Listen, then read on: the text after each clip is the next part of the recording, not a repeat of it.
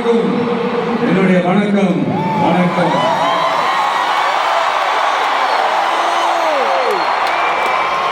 எல்லாரும் எப்படி இருக்கீங்க?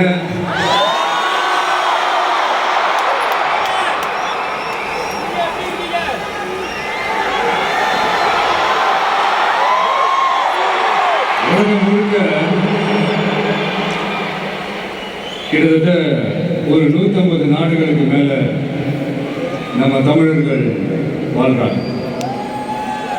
அதுலேயும் குறிப்பா சொல்லணும்னா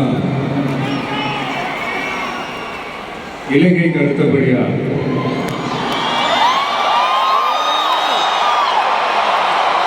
அதிகமான தமிழர்கள் வாழ்ற ஊர்னா நம்ம மலேசியான்னு சொல்றோம்.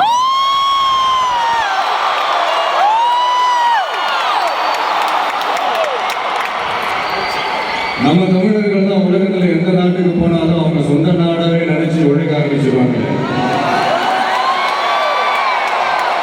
அப்படிதான் நீங்க பாத்தீங்கன்னா இந்த மலேசியா நாட்டோட முக்கியமான பில்லர்ஸ்ல நம்ம தமிழர்களும் இருக்காங்க அப்படின்னு பார்க்கணும். இருக்கிற முருகன் கோயிலுக்கு மலையக்காரங்க காவடி எடுத்து போறாங்க.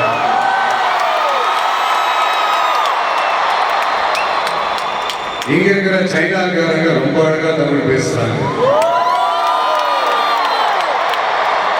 அப்படி நம்மளுடைய தமிழ, நம்ம மொழிய, நம்ம கலாச்சாரத்தை, நம்ம பண்பாட்டை இன்னும் உயிரோட வச்சிருக்கிற நம்ம மலேசியா தமிழர்களுக்கு இந்த நேரத்தில் என்னுடைய நன்றியை தெரிவிச்சு, அது மட்டும் இல்ல, இத்தனை வருஷமா நீங்க தமிழ் சினிமாவுக்கு கொடுத்திருக்கிற அந்த ஆதரவு கொஞ்சம் நெஞ்ச ஆதரவு இல்லைங்க, மிகப்பெரிய ஆதரவு. இந்த ஓவர்சீஸ் பிசினஸ்ல எல்லாம் நிறைய நாடுகள் இருக்கு. அதுல ரொம்ப முக்கியமான மார்க்கெட் இந்த மலேசியா மார்க்கெட்னு சொல்லுவாங்க.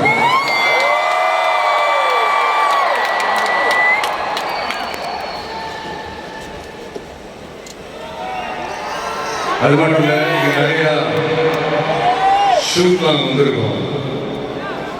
சில படங்களுடைய பேரை கேட்டாலே மலேசியா தான் ஞாபகம். அப்படி நம்ம நண்பர் அஜித் நடிச்ச பில்லான்னு சொல்லுவாங்க.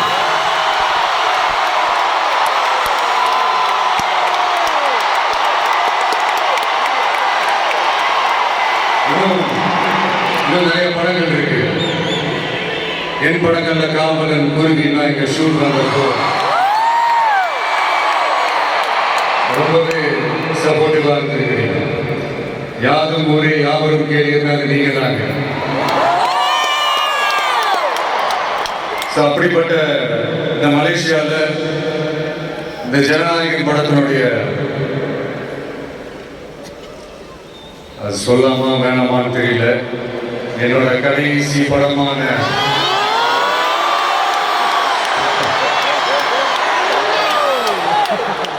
I know it's a little painful, right? என்ன பண்றது?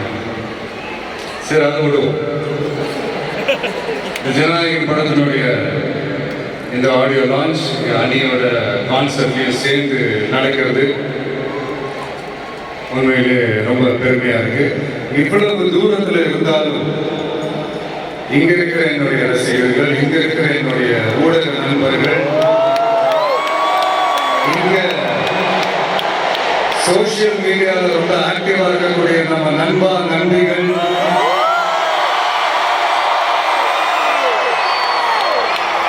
பிளஸ் இந்த மலேசியா கவர்மெண்ட்டுக்கும் இந்த நேரத்தில் என்னுடைய நன்றியை தெரிவிச்சு, தமிழ் சினிமா ஆரம்பிச்சு எவ்வளோ வருஷங்கள் ஆச்சு. அவ்வளோ வருஷங்கள்ல நம்ம தமிழ் மக்களுடைய அந்த சந்தோஷத்துல, துக்கத்துல, கொண்டாட்டத்துல, குடும்பத்துல, ஆன்மீகத்துல, உழைப்புல, அரசியல் சொல்லி எல்லாத்துலயுமே நம்ம தமிழ் சினிமா அப்படியே கலந்து ஊறி போய் இருக்கு. அப்படிப்பட்ட இந்த தமிழ் சினிமாவில் நானும் ஒரு சின்னதாக ஒரு புள்ளியா இருந்திருக்கேன் நினைச்சு பார்க்கும்போது உண்மையிலேயே சந்தோஷமா இருக்கு, ப்ரௌடா தான் ஃபீல் பண்ணுறேன்.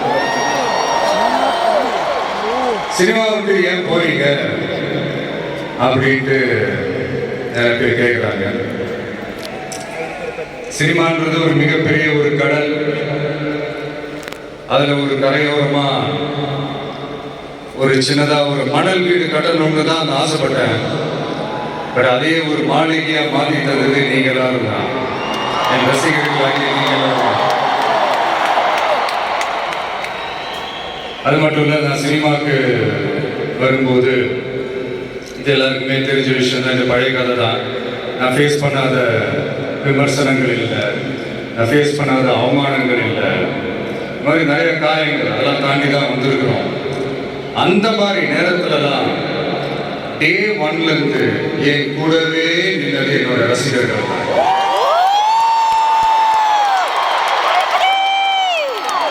ஒரு நாள் 2 நாள் இல்லைங்க, கிட்டத்தட்ட ஒரு 30-33 வருஷத்துக்கு மேலே என் கூடவே நின்றுக்கிறாங்க.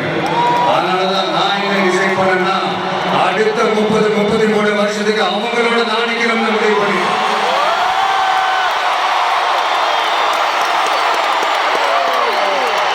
எனக்கு ஒண்ணுனா அவங்க தியேட்டர்ல நிற்கிறாங்க, நாளைக்கு அவங்களுக்கு ஒண்ணுனா அவங்க வீட்டுல போய் நிற்கிறோம்னு நான் முடிவு பண்ணிட்டேன்.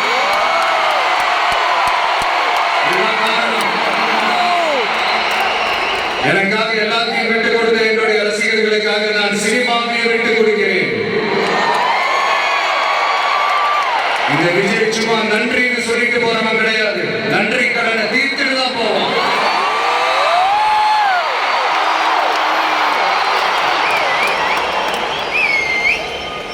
ஒரு குட்டி கதை ஒன்று சொல்லுவேன்.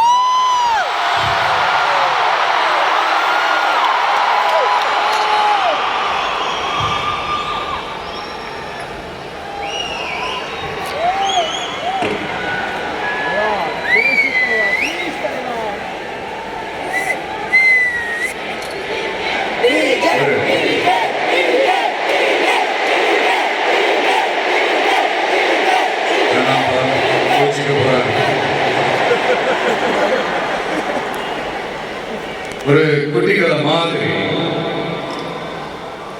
ஒரு ஆட்டோக்காரர் ஒரு கர்ப்பிணி பெண்ணை ஆட்டோவில் ஏற்றிட்டு ஹாஸ்பிட்டலுக்கு போறாங்க. பெரிய மழை பெஞ்சுக்கிட்டு இருக்கு. அப்போ அவர்கிட்ட இருந்த அந்த கொடையை அந்த கர்ப்பிணி பெண்ணை கிட்ட கொடுத்துட்டு இதை எடுத்துக்கிட்டு போமா அப்படின்னு சொல்றாங்க. அப்போ அந்த பொண்ணு சொல்றாங்க, ஆனால் இது எப்படி நான் உங்ககிட்ட நான் திருப்பி கொடுக்குறது? அதுக்கு அந்த ஆட்டோக்காரர் சொல்றாரு, வேற யாருக்காவது தேவைப்படுறவங்களுக்கு கொடுத்துருமா அப்படின்னு சொல்லிட்டு அவர் போயிடுறாரு. அந்த கர்ப்பிணி பெண் அந்த கொடையை எடுத்துக்கிட்டு ஹாஸ்பிட்டல் வாசலுக்குள்ள போகும்போது அந்த வாசல்ல ஒரு பெரியவர் மழைக்கு பயந்துக்கிட்டு அப்படியே கை கழுவிட்டு நின்றுட்டு இருக்கிறாரு. அந்த கர்ப்பிணி பெண் அந்த கொடையை அந்த பெரியவர்கிட்ட கொடுத்து, ஐயா இதை எடுத்துட்டு போங்க ஐயா அப்படின்னு சொல்றாங்க. அதுக்கு அந்த பெரியவர் இதே மாதிரி கேட்குறாரு, அம்மா நீங்க யாருன்னு எனக்கு தெரியாது, எப்படிமா இந்த கொடையை நான் திருப்பி உங்ககிட்ட கொடுக்குறது? அதுக்கு அந்த பொண்ணு சிரிச்சுக்கிட்டே சொல்றாங்க, வேற யாருக்காவது தேவைப்படுறவங்களுக்கு கொடுத்துருங்க ஐயா அப்படின்னு சொல்லிட்டு போயிடுறாங்க. உடனே அந்த பெரியவர் கொடையை எடுத்துக்கிட்டு பஸ் ஸ்டாப்புக்கு வர்றாரு. பஸ் வருது, ஏறி போகும்போது அங்கே பார்க்குறாங்க ஒரு பூக்கார அம்மா பூவை வச்சுக்கிட்டு ஒரு அட்டையை மழைக்காக பிடிச்சிக்கிட்டு உட்காந்துட்டு இருக்கிறாங்க. பெரியவர் போய் அந்த கொடையை அந்த பூக்கார அம்மா கிட்ட கொடுத்துட்டு அவர் பஸ் ஏறி போயிடுறாரு. பூக்காரம்மா அந்த கொடையை எடுத்துக்கிட்டு வீட்டுக்கிட்ட வரும்போது அங்கே ஒரு ஸ்கூல் படிக்கிற பொண்ணு பேக்கெல்லாம் மாட்டிக்கிட்டு மழையில் ஓடி வர்றாங்க. அவங்க போய் அந்த ஸ்கூல் பொண்ணுகிட்ட கொடையை கொடுத்துட்டு மழையில் நனையாதம்மா இதை எடுத்துக்கிட்டு போங்க அப்படின்னு சொல்கிறாங்க. அந்த பொண்ணு தேங்க்ஸ் அப்படின்னு சொல்லிட்டு வீட்டுக்கிட்ட வரும்போது அந்த பொண்ணோட அப்பா பதட்டத்தோட வாசல்ல நின்றுட்டு இருக்கிறாரு. பொண்ணு மழையில நனைஞ்சிட்டு வரணுமே அப்படின்ட்டு. அந்த அப்பா வேற யாரும் இல்லை, அந்த ஆட்டோக்காரர்.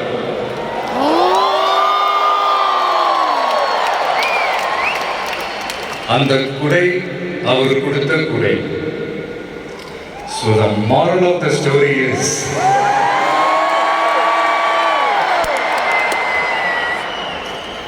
முடிஞ்ச வரைக்கும் எல்லாருக்கும் சின்ன சின்னதாக ஒரு நல்லது, சின்ன சின்னதாக ஒரு ஹெல்ப் அது செஞ்சு எடுத்து பாருங்க. லைஃப் ஒரு மாதிரி ஜாலியாக இன்ட்ரெஸ்டிங்காக இருக்கும்.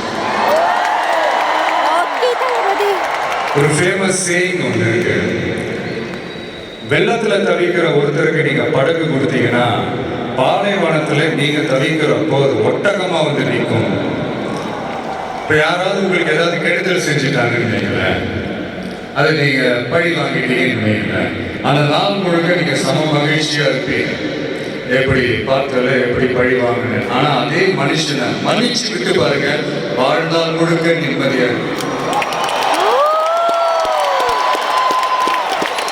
அதனால யாரையும் கஷ்டப்படுத்துறதுக்கோ, யாரையும் அவமானப்படுத்துறதுக்கோ, யாரையும் பழி வாங்குறதுக்கோ இல்லைங்க இந்த வாழ்க்கை.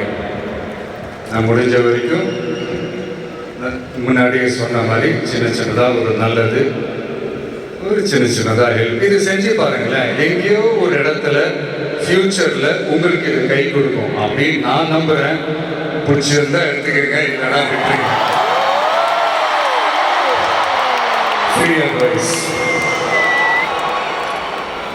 இப்போ இந்த ஈவெண்ட், இந்த ஹீரோ ஆஃப் திஸ் ஈவெண்ட்டுக்கு வருவோம். மிஸ்டர் அனிருத் ஹாப்பியாக வரலாம்.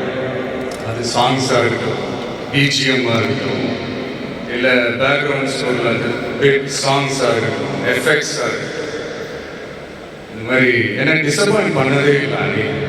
அது என்னுடைய படம் ஆல்பமாக இருக்கட்டும், இல்லை மற்றவங்க படம் ஆல்பமாக இருக்கட்டும், படிப்படியாக ஏறி போய்கிட்டே இருக்கிறாரு. ஸோ ஹாப்பி ஃபார் யூ அனி.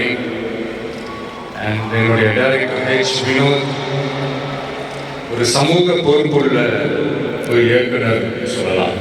ஒரு கமர்ஷியல் படமாகவே இருந்தாலும் அதில் ஒரு சமூக பொறுப்புள்ள விஷயங்கள் சொல்லணும், சில நல்ல ஐடியாலஜிக்கல் விஷயங்களை சொல்லணுன்றதுல ரொம்ப கவனமாக இருப்பாங்க. ஆல்ரெடி ரெண்டு வாட்டி படம் பண்ணுறதா இருந்தது. ஸோ அதெல்லாம் மிஸ் ஆகி ஜனநாயகன் படத்தில் 2 பேரும் சேர்ந்து ஒர்க் பண்ணதில் ரொம்ப சந்தோஷம். அண்ட் என்னுடைய வில்லன் பாபி டியோர், அவருடைய ஸ்க்ரீன் ப்ரெசன்ஸே நெக்ஸ்ட் லெவல் தான்.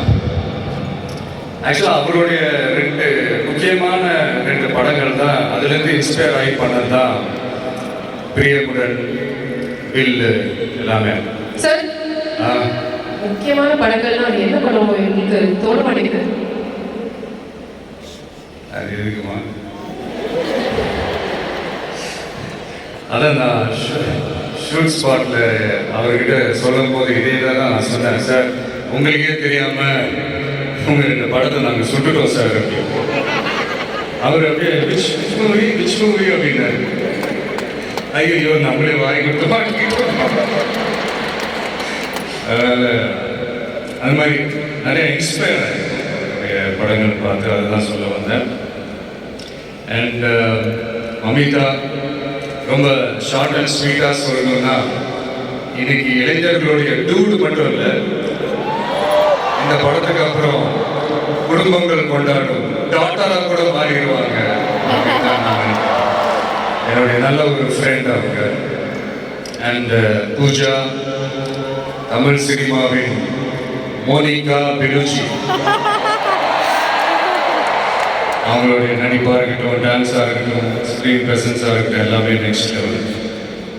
அண்ட் பிரகாஷ் ராஜ், ஜெனரலாக ஹீரோவுக்கும் ஹீரோயினுக்கு தான் நல்ல கெமிஸ்ட்ரி ஒர்க் அவுட் ஆகும்னு சொல்லுவாங்கல்ல.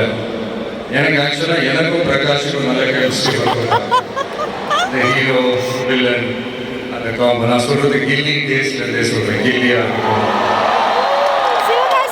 போக்கிரியாக இருக்கட்டும், சிவகாசியாக இருக்கட்டும், இல்லை இப்போ ஜனநாயகன் வரைக்கும் அந்த ப்ராசஸில் நான் ரொம்பவே என்ஜாய் பண்ணேன். தேங்க்யூ பிரகாஷ். முக்கியமாக என்னுடைய ப்ரொடியூசர் தேவியன் சார், அவங்க ஆக்சுவலாக இந்த படம் 2023 அந்த பேச்சுவார்த்தை எல்லாம் ஸ்டார்ட் ஆகிடுச்சு. இந்த மாதிரி படம் பண்ண போகிறோன்ட்டு பேக்கை நோக்கி போகிறேன். எப்படி சார் இந்த டைமில் நீங்கள் படம் எடுத்து பண்ணுறீங்களா, பரவாயில்லையான்னு கேட்டேன். அவர் அதெல்லாம் யோசிக்கவே இமீடியட்டாக பண்ணலாம் அப்படின்ற அந்த பாசிட்டிவ் வைப் எங்கள் மேலே திருப்பி விட்டார். ஸோ இந்த நேரத்தில் அந்த படம் நீங்கள் எடுத்து பண்ணதுக்கு ரொம்ப நன்றி சார். நான் அதுலேருந்து ஸ்டார்ட் ஆகி இந்த ஆடியோ ஃபங்க்ஷன் வரைக்கும் வந்து நின்றுருக்கோம். எதுலையுமே தலையிட மாட்டார். நம்மளுடைய கோ ப்ரொடியூசர்ஸ் ஜெகதீஷ், லோஹித்லாம் சொல்லுவாங்க, இவர் என்ன சார் எதுலையுமே தலையிடவே மாட்டார். என்ன நடக்குது, ஏது நடக்குது, ஷூட்டிங் நடக்குதா இல்லையா, என்ன செலவாகுது, எதுவுமே கேட்க மாட்டேங்கிறார். அது ஒரு விதத்தில் ப்ளஸ்ஸாகவே இருந்தாலும் இன்னொரு விதத்தில் மைனஸாகவும் இருக்குது அப்படின்ற மாதிரி விளையாட்டாக சொல்லிட்டு இருப்பாங்க. ரொம்ப அவருக்கு இந்த மாஸ் ஃபிலிமோட லவர் அவர். காதல் கதைகள்லாம் அவருக்கு பெருசாக பிடிக்காது. அதனால் அப்பப்போ ஷூட்டிங்க்கு வந்தார்னா அந்த guys just mass action film okay அப்படின்ட்டு அந்த எனர்ஜி எங்கள் மேலே பாஸ் பண்ணிட்டு போயிடுது. ஸோ அந்த மாதிரி once again thank you sir. And Prabhu master, Shobi master, Kalyan master, Bhaskar, Noble, Jani, Sridhar, எல்லாருமே நீங்கள் உங்களுடைய பிஸி ஸ்கெடியூலில் நீங்கள் இந்த ஈவெண்ட்காக சென்னையிலேருந்து இங்கே வந்து நீங்கள் ரிஹர்சல்லாம் பார்த்து இது நீங்கள் பெர்ஃபார்ம் பண்ணது ரொம்ப நல்லா இருந்தது. இந்த ஈவெண்ட்டுக்கு அது ஒரு பெரிய ப்ளஸ்ஸாக இருந்தது. So thank you all once again. And Sathyan Sooryan, அவங்களுடைய team, editor Pradeep and team, assistant directors Aravind and team, எல்லாருமே ஒரு மாதிரி நல்ல ஒரு சென்சிபிளான ஒரு டீமோட வேலை செஞ்ச மாதிரி எனக்கு பட்டுச்சு.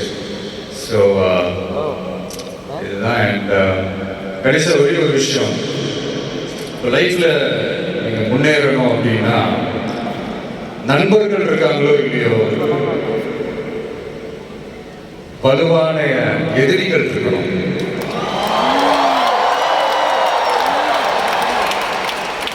சும்மா வர்றவங்க போறவங்களால எழுதிட்டு இருக்க முடியாது இல்லையா? வலுவா இருக்கிறவங்கள தான் எதிர்க்க முடியும். அப்பதானே நாம ஜெயிக்கிற அளவுக்கு வலிமையா இருக்கோம்னு அர்த்தம். இப்போ ரீசெண்டா நம்மளை பத்தி ஒரு பேச்சு ஒன்று ஓடிட்டு இருக்கு. விஜய்னா தனியா வருவாரா அணியா வருவாரா? நம்ம இப்பங்க தனியா இருந்திருக்கிறோம். 33 வருஷமா உங்களோட தானே இருக்கிறோம், மக்களோட தானே இருக்கிறோம். அப்போ ஒரு மிகப்பெரிய ஒரு அணி தானே, அதை எப்படி தனின்னு சொல்ல முடியும்? இப்ப கூட பாருங்க, தனியா அணியன் விளக்கமா சொல்ல மாட்டேங்கிறாருன்னு எனக்கு தோணும். சஸ்பென்ஷன் ஒன்று இருந்தால் தானே கிக்கு. இதெல்லாம் கைத்தட்டலுக்காக நான் சொல்லலை, மனசுல இருந்து பேசுறேன், மக்களுக்காக பேசுறேன். மக்களுக்காக பேசுறதோட மட்டும் நிப்பாட்டிடக்கூடாது, அதை செய்யணும். எல்லாத்தையும் விட முக்கியம் செய்யறதை தான் சொல்லணும். So 2026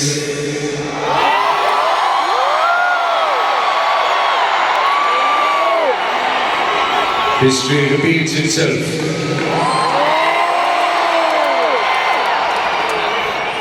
Let's be prepared to embrace it for the people.